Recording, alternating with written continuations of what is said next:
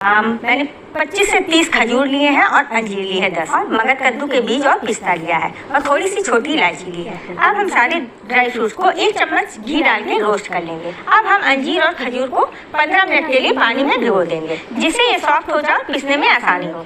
अब हम सारे ड्राई फ्रूट्स को दरदरा पल्स मोड पे पीस लेंगे। अब हम खजूर और अंजीर को भी ग्राइंड कर लेंगे। थोड़ा सा पानी डालना है, हमें ज़्यादा नहीं डालना है। अब हम एक कढ़ाई ले लेंगे, उसमें हम 2 चम्मच देसी घी डालेंगे। उसको 5 मिनट हम भून लेंगे। 5 मिनट हो गया, ये देखिए ऐसे भून गया है। अब इसमें हम सारे ड्राई फ्रूट्स डालेंगे और इसको चला लेंगे। गैस की फ्लेम को हम बंद कर देंगे और इसमें इलायची पाउडर डाल के इसके हम ऐसे लड्डू बना देंगे। ये मेरा पावर पैक लड्डू तैयार है।